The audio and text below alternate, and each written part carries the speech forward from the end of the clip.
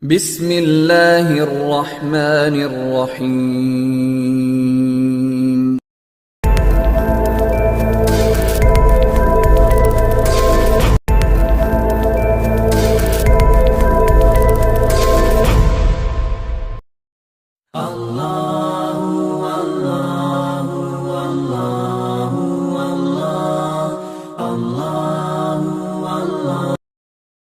Assalamualaikum warahmatullahi wabarakatuh.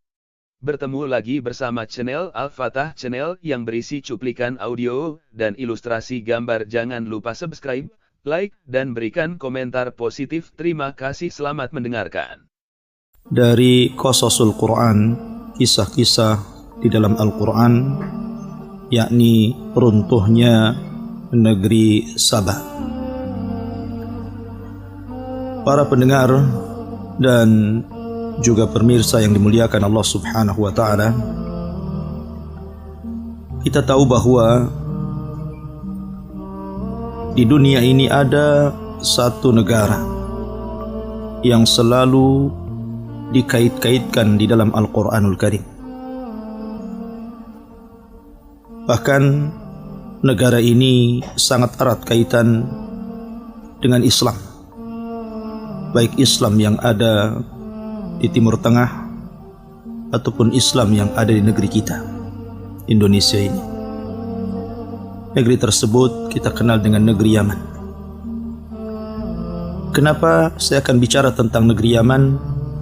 Karena kisah tentang kerajaan Sabah ini ada di negeri Yaman. Sabah ada yang mengatakan dia adalah satu nama kabilah di negeri Yaman, dan ada juga yang mengatakan diambil dari seorang yang bernama Sabah ibn Ya'rub. Ada juga yang mengatakan Sabah itu diambil dari tawanan, karena dia orang yang pertama ditawan orang Arab. Dan juga banyak khilaf di antara para ulama, yang disebutkan salah satunya Imam Ibnu Katsir rahimahullahu ta'ala. Tetapi bagaimanapun al-ibrah bi umumil lafdi la bi khususis sabab. Bahwa ibrah, pelajaran dalam Al-Quran itu bukan sebab turunnya, tetapi umumnya lafad, dan itu kita ambil ibrah dan pelajaran dari kisah runtuhnya negeri Sabah ini. Sebelum saya ceritakan kepada kaum Sabah ini ada erat kaitannya dengan kisah Nabiullah Sulaiman dan Ratu Balqis. Disebutkan di dalam Al-Quranul Karim, ketika Nabi Sulaiman alaihi salatu wassalam membariskan pasukannya, kemudian kehilangan satu pasukan burung hudhud. Ketika itu Nabiullah Sulaiman alaihi salatu wassalam marah, bahkan mengancam, "Lau adzibannahu adzaban syadida aw la adzbahanna aw la ya'tiyanni bi sultanin mubin." Kalau seandainya hudhud itu tidak segera datang, maka saya akan siksa dengan siksa yang sangat keras, atau saya sembelih, atau dia membawa bukti yang jelas tentang alasan ketidakhadirannya atau keterlambatannya. Maka selang sesaat tiba-tiba pasukan burung hudhud itu datang, kemudian memberikan alasan dan mengatakan di hadapan Nabiullah Sulaiman alaihi salatu wassalam bahwa dia telah terbang ke sebuah tempat dan melihat ada satu kerajaan yang sangat megah dan mewah, tetapi dipimpin seorang wanita. Hudhud pun mengatakan, "Inni wajadtu imra'atan tamlikuhum wa utiyat min kulli syai'in walaha arsyun 'azim." Kata Hudhud, sesungguhnya aku mendapati seorang wanita yang menjadi raja pada negara tersebut, dan wanita itu diberikan segala sesuatu dan juga kerajaan yang sangat besar. Tetapi nikmat yang begitu besar terhadap wanita tersebut sayang. Mereka bukan para penyembah Allah Subhanahu wa Ta'ala. Karena Hudhud mensifati tentang kisah Balqis, dia mengatakan, "Wajadtuha wa qaumaha ya'buduna lisyamsi min dunillah. Aku dapati mereka menyembah matahari dan bukan menyembah Allah Subhanahu wa ta'ala. Wa zayyana lahumus syaitanu a'malahum fasaddahum 'anis sabil fahum la yahtadun. Dan syaitan telah menghiasi perbuatan-perbuatan mereka dan juga menghalang-halangi mereka dari jalan Allah Subhanahu wa ta'ala, dan mereka tidak mendapatkan petunjuk kepada hidayah. Singkat cerita, kemudian Sulaiman pun mengirim surat kepada Ratu Balqis ini agar beriman kepada Allah Subhanahu wa ta'ala, kalau tidak maka negaranya akan diserang. Akhirnya kemudian ketika mendapatkan surat tersebut, Ratu Balqis pun kemudian rapat besar bersama para pembesarnya, dan para pembesar menyarankan untuk melawannya dengan alasan bahwa kita negeri yang kuat, negeri yang banyak pasukan, kenapa kita tidak berperang? Tapi Ratu Balqis adalah ratu yang sangat lembut. Dia tidak mau ada pertumpahan darah. Dia ingin membujuk Sulaiman agar tidak menyerangnya dengan memberikan hadiah yang banyak. Tapi Sulaiman tidak berhajat dengan hadiah. Dia seorang nabi. Dia hanya menginginkan umat manusia beriman kepada Allah Subhanahu wa ta'ala, bukan ingin kaya. Maka hadiah itu dibalikkan lagi, kemudian mengancam Balqis kalau tidak beriman kepada Allah maka dia tetap menyerangnya.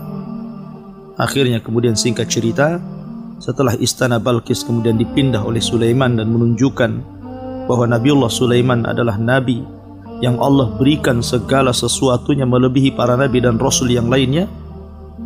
Dari situlah maka belakangan Balqis beriman kepada Sulaiman.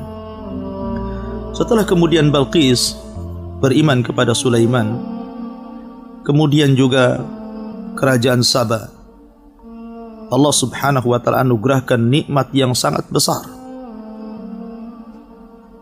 Kenikmatan kaum Saba ini membuat cemburu daerah-daerah yang lainnya, karena begitu suburnya, begitu indahnya. Bahkan dijelaskan seorang wanita apabila membawa keranjang ke dalam kebunnya, tidak usah dipetik buah tersebut, keluar sudah penuh keranjangnya, saking suburnya. Bahkan air tidak pernah terputus, tidak kenal kemarau dan musim hujan. Dari situlah Allah Subhanahu wa ta'ala berikan nikmat yang luar biasa kepada negeri Saba, sehingga dibicarakan oleh negeri-negeri yang lainnya tentang keindahannya. Dan itu nikmat yang sangat besar. Disitulah setelah kemudian masa berlalu, Ratu Balqis meninggal dunia.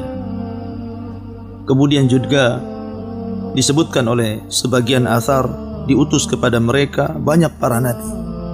Ada yang mengatakan 12 nabi, ada yang mengatakan 17 nabi, wallahu a'lam. Yang jelas bahwa diutus kepada mereka kaum Saba ini para nabi. Dan kita tahu tugas para nabi adalah menyerukan kepada manusia agar menyembah Allah dan menjauhi sesembahan selain daripada Allah Subhanahu wa ta'ala alias taghut. Allah mengatakan, walaqad ba'athna fi kulli ummatin rasulan an i'budullaha wajtanibut taghut. Dan kami utus pada tiap-tiap negeri seorang rasul, bahkan bukan hanya seorang rasul. Buktinya negeri Saba beberapa rasul.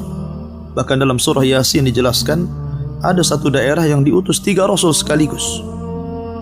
Tugas mereka hanya satu, mentauhidkan Allah, mengajak manusia untuk mengesahkan Allah, mengajak manusia untuk menunggalkan Allah dan menjauhi sesembahan selain daripada Allah alias taghut. Itu tugas mereka. Lah kemudian sebagian beriman dan sebagian kufur, dan itulah tabiat dakwah. Orang yang menyerukan kepada tauhid, pasti manusia akan terpecah menjadi 2 kelompok. Ada yang ikut, ada yang menolak. Yang menolak terpecah menjadi berapa kelompok. Ada yang menolak tapi diam saja, tapi ada juga yang menolak dengan cara kemudian membantah, bahkan kemudian melawan. Dan itulah tabiat dakwah. Apabila seorang mendakwakan dakwah tauhid, pasti seseorang akan diuji, bahkan tak terkadang juga bukan hanya diuji, tapi terkadang juga disakiti. Ma'asyiral muslimin, para pendengar dan pemirsa yang dimuliakan Allah Subhanahu wa ta'ala. Negeri Saba ini adalah negeri yang sangat indah, yang sangat indah sekali. Bahkan dikatakan di zaman itu negeri tersebut adalah sebesar-besarnya kebaikan yang Allah berikan kepada negeri tersebut. Dan mereka demikian karena mereka sangat erat memegang Taurat. Ketika Allah subhanahu wa ta'ala berkahi negeri tersebut disebabkan karena mereka memegang Taurat. Betul-betul mereka beragama di atas agama ahli kitab. Dan di zaman itu agama itu adalah agama yang paling hak, karena memang belum datang kepada mereka Islam, belum lahir Nabi sallallahu alaihi wasallam. Tetapi kemudian seiring dengan Nabi mereka satu persatu kemudian meninggalkan mereka, meninggal. Maka dijelaskan pada pada abad yang keempat sebelum Masehi, mulailah kemudian mereka bergeser. Tauhid mereka bergeser menjadi para penyembah berhala. Kemudian pada abad ke-8 Masehi sebelum Masehi, mulailah mereka kembali menyembah matahari, bulan, bintang, sebagaimana dahulu di masa kerajaan Balqis sebelum masuk Islam kepada agama Sulaiman alaihi salatu wassalam. Dan kita tahu bahwa dosa yang tidak terampuni adalah dosa syirik. Dan justru syirik itulah yang mengundang adab Allah subhanahu wa ta'ala. Yang mengundang adab Allah subhanahu wa ta'ala. Akhirnya kemudian Allah subhanahu wa ta'ala pun murka karena mereka kemudian melakukan dua kekufuran. Pertama, kufur nikmat. Ketika Allah subhanahu wa ta'ala berikan kesenangan kepada mereka, setiap safar mereka tidak perlu bawa bahasa kita mungkin zat, ya, perbekalan. Kenapa? Karena 10 hari mereka berjalan, di kiri kanan mereka ada kebun dan buah-buahan. Mereka tinggal petik saja. Mereka tinggal petik. Plus juga mereka diberikan keamanan. Mereka safar ke kabilah manapun tidak ada yang mencuri. Karena semua kaya. Semua Allah berikan nikmat. Dan yang lebih parah, mereka kufur, bukan hanya kufur nikmat, tapi kufur dalam agama. Mereka mulai menyembah berhala, menyembah matahari, menyembah bulan, menyembah bintang, dan begitu seterusnya. Dari sini Allah subhanahu wa ta'ala mengirimkan tikus-tikus besar sebesar kucing. Akhirnya kemudian menggerogoti bendungan Ma'rib, yang merupakan bendungan yang membendung air di antara dua bukit. Dari sinilah seluruh kebun-kebun Saba dialiri. Ketika kemudian bendungan itu dihancurkan oleh Allah, digerogoti oleh tikus-tikus besar, akhirnya terjadi bencana hebat. Maka Allah subhanahu wa ta'ala mengirim banjir dan meluluhlantakkan negeri Saba, sehingga tidak tersisa satupun tumbuh-tumbuhan kecuali hanya 3 saja. Dan itu disebutkan dalam Al-Quranul Karim, Zawatai ukulin khamtin wa aslin wa syai'in min sidrin qalil. Hanya 3 tumbuh-tumbuhan saja. Pertama, tumbuhan khamtin. Khamtin ini tumbuhan yang berduri, tapi buahnya tidak bisa dimakan karena pahit. Kemudian aslin. Aslin tidak berbuah. Pohonnya berduri, hanya bisa untuk diambil naungannya. Kemudian wasyai'in min sidrin qalil, ma'ruf buah sidr. Pohon sidr kadang berbuah setahun sekali, itu pun tidak mencukupi mereka. Dan itu azab Allah subhanahu wa ta'ala. Bahkan bukan hanya itu saja, dikirim kepada mereka berbagai macam hama, yang dulunya tidak ada rayap, tidak ada lalat, tidak ada ulat, tidak ada binatang-binatang kecil yang membahayakan mereka. Tapi setelah Allah subhanahu wa ta'ala mengazab negeri Ma'rib, negeri Saba, maka sampai hari ini negeri tersebut tidak sesubur yang diceritakan Al-Quran, dan menjadi cemburu seluruh kabilah-kabilah Arab karena indah dan suburnya, karena Allah menggambarkan baldatun thayyibatun wa rabbun ghafur, negeri yang baik dan Allah zat yang maha mengampun. Kita baca sedikit tentang kisah Saba yang disebutkan dalam suratus Saba. Allah subhanahu wa ta'ala berfirman, Laqad kana li saba'in fi maskanihim ayah. Sungguh, bagi negeri Saba, fi maskanihim ayah, pada tempat mereka itu ada tanda-tanda kuasa Allah subhanahu wa ta'ala. Negeri Saba itu negeri ayatun min ayatillah, satu tanda dari tanda-tanda kuasa Allah subhanahu wa ta'ala. Bagaimana tidak?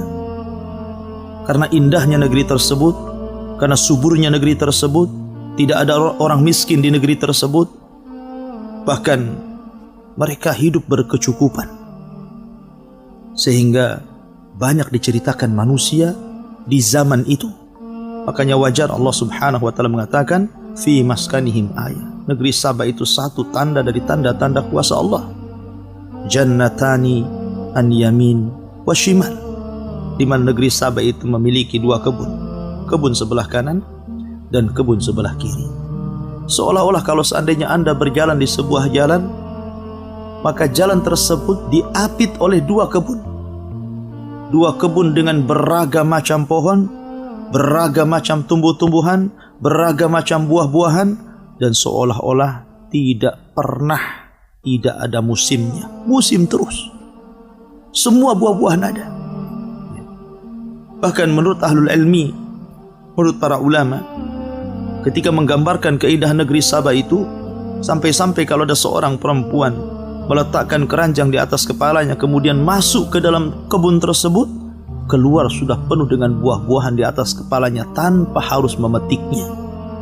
Dan ini belum terjadi. Belum terjadi setelah musnahnya negeri Saba sampai hari ini. Makanya Allah subhanahu wa ta'ala mengatakan ayah, dari tanda-tanda kuasa Allah subhanahu wa ta'ala. Dari situlah Allah subhanahu wa ta'ala hanya meminta kepada mereka nikmat yang sangat besar ini, kulu min rizki rabbikum washkurulah. Makanlah kalian dari rizki Rabb kalian, kemudian bersyukurlah. Allah hanya minta ini saja. Makan dari rizki Allah subhanahu wa ta'ala dan bersyukurlah. Sebab hanya dengan itu Allah tambah nikmat kalian.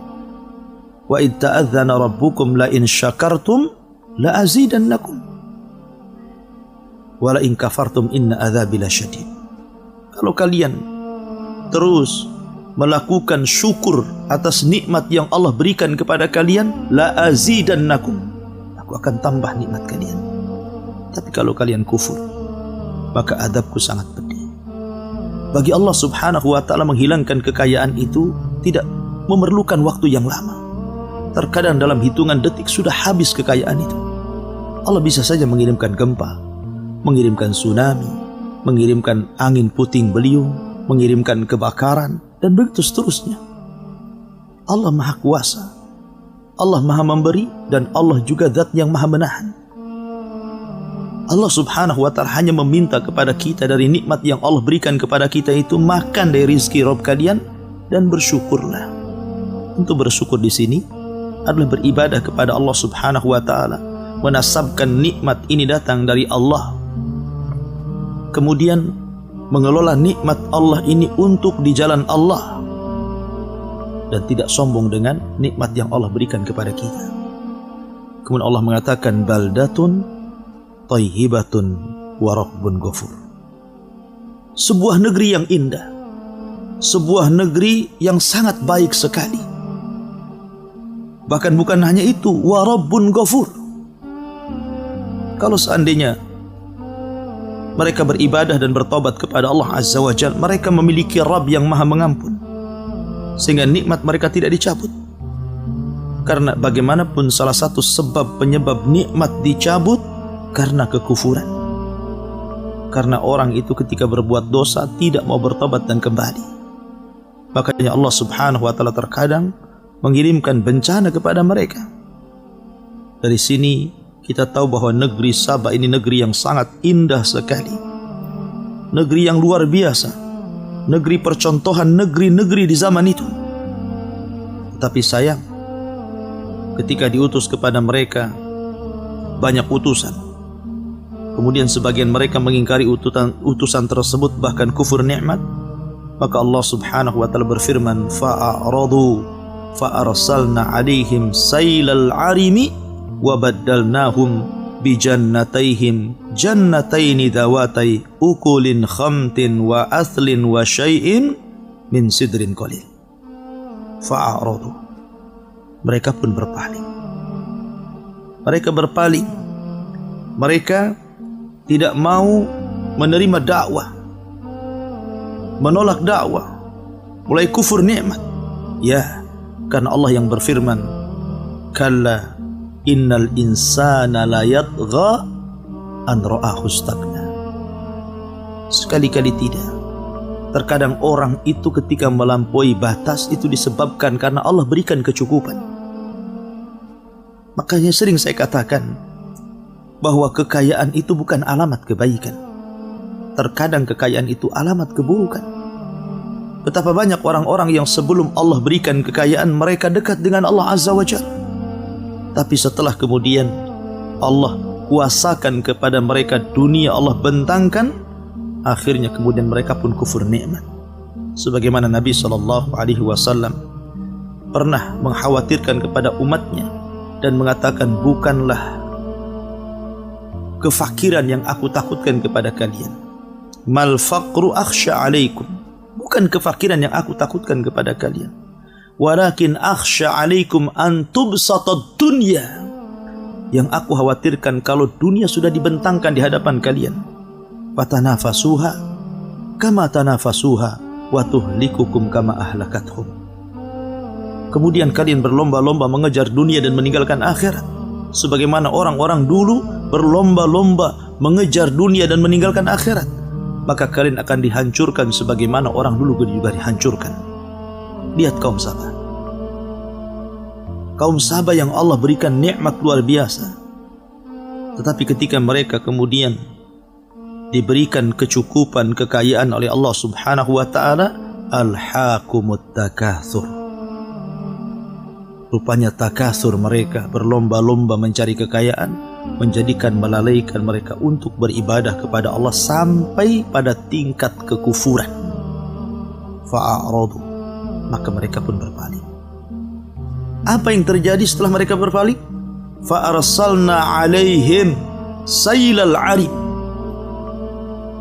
Allah Subhanahu wa taala utus kepada mereka banjir bandang yang sangat besar. Kebetulan waktu saya belajar di Yaman, markas yang saya tempat belajar itu pas di belakangnya itu Sail Arib, sungai yang disebut dalam Al-Quran Sail Arib. Sungai itu terkadang menjadi jalan, terkadang menjadi sungai. Apabila bendungan Ma'rib sudah penuh kemudian diangkat, maka jadi sungai itu. Kemudian ditutup lagi jadi jalan. Artinya bahwa sejarah itu masih ada sampai hari ini. Sejarah Sail Arim itu. Lah banjir inilah, setelah Allah Subhanahu wa taala kemudian mengirim tikus-tikus besar sebesar kucing menggerogoti bendungan tersebut, akhirnya kemudian jebol dan menjadikan banjir bandang yang sangat besar. Maka banjir inilah kemudian meluluhlantakkan semua perkampungan Sabah, membumi hanguskan kebun-kebun indah, taman-taman indah, dan kita bisa saksikan di mata kita bagaimana gempa Lombok yang tadinya negeri Lombok tersebut negeri yang sangat indah, tapi setelah dihempas oleh bencana, lihat kondisinya. Aceh itu negeri yang sangat indah, tapi setelah diterjang tsunami, lihat dampak tsunami. Padahal hanya hitungan detik, bukan hitungan hari, sudah tidak berbentuk. Dan daerah-daerah di negeri kita, ya. Lah Allah Subhanahu wa ta'ala ketika mengirim Sail Arim ini meluluhlantakkan seluruh negeri Sabah. Terpaksa para penghuninya mengungsi. Ada yang kemudian ke Madinah, ada yang kemudian ke Syam, ada yang kemudian ke Persia, dan ke beberapa negara yang penting mereka menyelamatkan dirinya. meminta suaka, dan sebagian besar mereka meninggal dan menjadi korban daripada banjir Sel Arim ini. Setelah kemudian Allah subhanahu wa ta'ala lantakkan semuanya, kebun-kebunnya, tanam-tanamannya, buah-buahannya. Cukup sampai di sini? Allah katakan, wa baddalnahum bi jannataihim jannataini dhawatai ukulin khamtin wa aslin wa syai'in min sidrin qalil. Subhanallah. La haula wa la quwata illa billah. Maka kami ganti untuk mereka dengan 2 kebun yang tidak sebagaimana 2 kebun di zaman sebelum ditimpakan kepada mereka Sel Arim, yang tadinya beragam macam tumbuhan dan buah-buahan hidup, yang tadinya beragam macam pohon-pohonan dan keindahan yang luar biasa. Tiba-tiba Allah subhanahu wa ta'ala musnahkan, tidak ada satupun tumbuh-tumbuhan, tidak ada satupun buah-buahan, kecuali hanya 3 saja. 3 tumbuh-tumbuhan yang tumbuh di situ. Pertama, ukulin khamtin, pohon yang sangat berduri dan tidak bisa dimakan buahnya karena rasanya pahit. Kemudian wa aslin, pohon yang sangat besar tapi tidak berbuah, hanya diambil naungannya saja. Kalau orang kemudian musafir, capek, panas, maka berlindung dari pohon aslin. Wa syai'in min sidrin qalil, dan sedikit dari pohon sidr. Pohon sidr juga sama, pohon yang berduri dan berbuah setahun sekali. Itu pun buah kecil-kecil yang tidak mencukupi untuk mereka makan. Maka Allah subhanahu wa ta'ala berfirman, dzalika jazainahum bima kafaru. Begitulah kami balas mereka terhadap apa yang mereka perbuat dari kekafiran. Wahal nuzazi illal kafur, dan tidaklah kami mengadab mereka kecuali karena kekufuran. Karena kekufuran. Itulah firman Allah azza wa jalla, wala in kafartum inna adzabi lasyadid. Kalau kalian kufur, ingat azabku sangat pedih. Dari sini banyak pelajaran yang kita petik daripada kisah Sabah ini. Bagaimana sebuah negeri yang tadinya Allah subhanahu wa ta'ala berikan nikmat yang begitu besar, harusnya dia bersyukur kepada Allah tapi kufur. Akhirnya Allah subhanahu wa ta'ala tidak segan-segan untuk mengirim azabnya kepada negeri tersebut. Maka ini juga harusnya menjadi sebuah pelajaran bagi negeri kita. Negeri kita itu Allah berikan kekayaan. Di dalam perutnya banyak tambang. Di atas buminya tumbuh-tumbuhan, segala tumbuh-tumbuhan bisa tumbuh. Memiliki lautan dengan beragam macam ikan. Memiliki air yang bersih. Memiliki tambang yang banyak. Memiliki penghasilan yang luar biasa. Itulah gambaran negeri kita. Kalau seandainya penduduknya tidak beriman dan bertakwa, maka lambat laun kekayaan di negeri kita juga akan hilang. Bukankah Allah subhanahu wa ta'ala berfirman, walau anna ahlal qura amanu wattaqau lafatahna alaihim barakatim minas sama'i wal ard. Kalaulah penduduk negeri itu mau beriman dan bertakwa, kami akan buka pintu langit dan bumi dan kami akan hujani mereka dengan berkah, dengan kebaikan.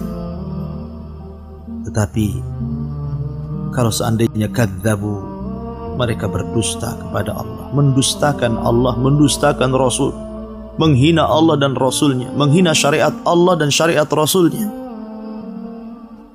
maka Allah subhanahu wa ta'ala tidak akan segan-segan mengirim azabnya, menghilangkan seluruh kekayaan di negeri kita ini. Oleh karena itulah maka marilah kita sama-sama meningkatkan takwa kita kepada Allah azza wa jalla, menjalankan seluruh perintah-perintah Allah subhanahu wa ta'ala semampu kita, dan berusaha untuk menjauhi larangan-larangan Allah subhanahu wa ta'ala dengan sekuat tenaga. Berusaha menikmati yang dihalalkan, berusaha menjauhi yang diharamkan. Itulah yang dikehendaki Allah subhanahu wa ta'ala kepada kita. Kalau seandainya kita telah beriman dan bertakwa, maka Allah subhanahu wa ta'ala akan mencabut di negeri tersebut kefakiran, kemiskinan, kesusahan, kelemahan, dan Allah Subhanahu wa taala akan berikan kebaikan yang banyak. Allah berfirman, "Wa ja'alna bainahum wa bainal qura allati barakna fiha quran dhahiratan wa qaddarna fiha as-sayra." Dan kami jadikan di antara mereka dan di antara desa-desa yang kami berkahi padanya, desa-desa yang luar biasa.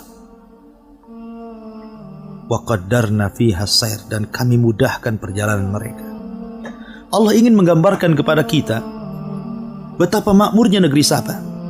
Anda bisa bayangkan 10 hari perjalanan, 10 hari 10 malam kita berjalan musafir dari satu daerah ke daerah yang lainnya. Mereka tidak memerlukan zat, mereka tidak memerlukan semacam perbekalan. Tidak harus kita membawa makanan, kita tidak harus membawa minuman, karena sepanjang jalan itu ada makanan dan terairi air minuman. Negeri mana ini kecuali ada negeri Saba? 10 hari perjalanan ke sana kemari, dan subhanallah, Allah berikan keamanan. Allah berikan keamanan yang luar biasa sampai Allah mengatakan, "Siru fiha layaliya wa ayyaman aminin." Silakan kalian berjalan di siang hari, di malam hari, kalian akan aman. Walaupun seorang wanita berjalan sendirian, Allah berikan keamanan. Tidak ada yang mencuri, tidak ada yang berbuat jahat, tidak ada yang merampok. Karena itu tidak mungkin terjadi. Allah telah limpahkan kepada kaum Saba, hampir semuanya kaya, tidak berhajat kepada harta. Jadi apa kejahatan yang akan mereka lakukan? Menyebarnya dan banyaknya kejahatan itu biasanya di negeri miskin. Ya. Ketika orang tidak susah mencari rizki, susah mencari ekonomi, kemudian Allah Subhanahu wa taala takdirkan negeri tersebut juga tidak diangkat-angkat kemiskinannya karena kekufurannya. Terkadang kalau orang kurang iman, kurang ilmu, kurang takwa, mereka bisa saja kemudian merampok, mencuri, mencopet dan lain sebagainya. Tapi negeri Saba ini negeri yang makmur, negeri yang kaya, sehingga Allah Subhanahu wa taala berikan keamanan. Berjalan kemana saja mereka tanpa mau berbekal karena banyak makanan di sana dan di sini. Ya. Akhirnya karena mereka sudah terlena dengan kekayaan Allah Subhanahu wa taala, wa faqalu rabbana ba'id baina asfarina wa dhalamu anfusahum faja'alnahum ahaditha wa mazzaqnahum kulla mumazzakin inna fi dzalika laayatin likulli sabarin syakur. Karena mereka itu sudah kenyang, makanan banyak melimpah, akhirnya mereka berdoa dengan doa yang buruk. Aneh, lihat. Harusnya orang yang diberikan nikmat berdoa agar ditambah nikmatnya. Tapi kaum Saba ini dasar mereka kufur nikmat. Mereka justru berdoa kepada Allah Azza wa Jal. Mereka meminta kepada Allah agar ketika safar tidak diberikan makanan kepada mereka. Kalau bisa mereka safar itu dalam posisi lapar. Padahal mereka diberikan kekayaan, kiri kanan kebun, tinggal memetik saja. Ya. Tapi mereka tidak mau seperti itu. Mereka mau miskin dalam perjalanan. Sehingga mereka mengatakan, "Ya Allah, ba'id baina asfarina." Jauhilah di antara safar-safar kami. Maksudnya jauhi dari makanan-makanan, jauhi dari minum-minuman, karena kami ingin merasakan betapa bagaimana rasanya orang yang safar itu dalam posisi tidak makan dan tidak minum. Mereka mau susah. Aneh. Mereka sudah diberikan nikmat, harusnya disyukuri nikmat itu, malah mau susah. Persis seperti kisah Bani Israel. Ketika mereka diberikan makanan lezat dari langit, ma'idatan minas sama, makanan dari langit, makanan yang lezat, tiba-tiba mereka meminta kepada Musa makanan yang tidak enak. Mereka mendolimi diri mereka sendiri. Makanya Allah juga mengatakan, wa zalamu anfusahum, dan mereka zalim terhadap diri mereka. Makanya saya juga terkadang heran di lingkungan kita ini.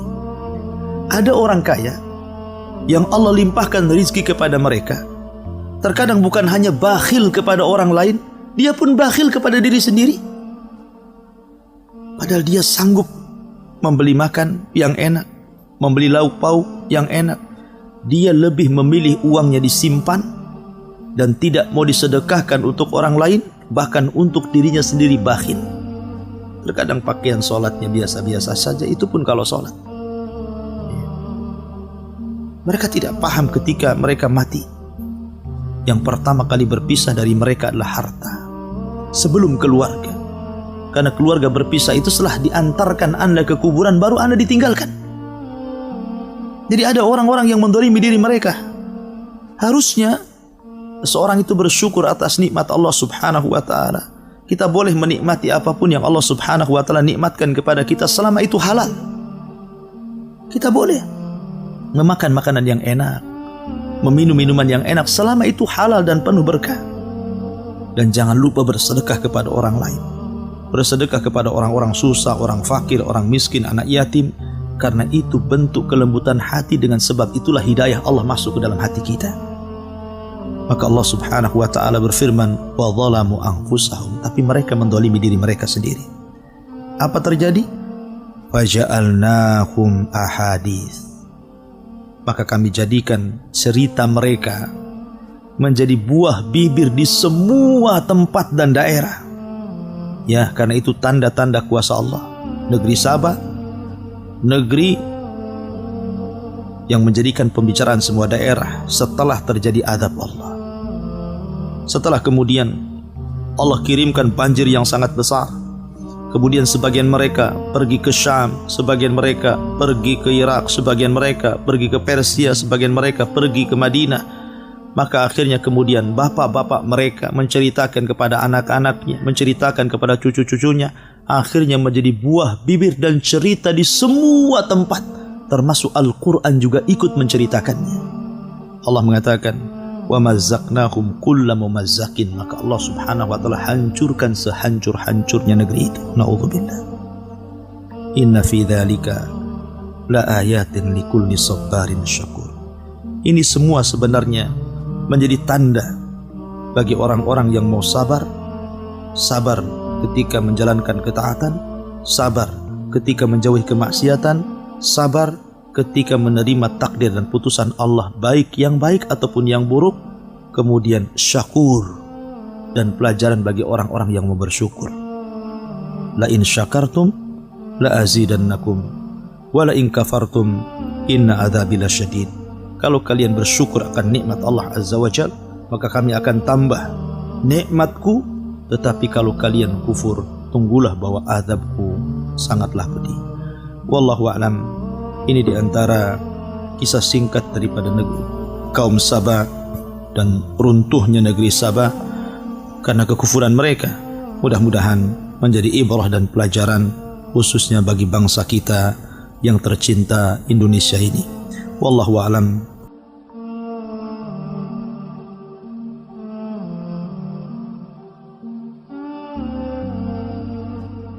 Terima kasih udah menonton channel Al-Fat. Semoga memberikan manfaat bagi kita semua. Amin.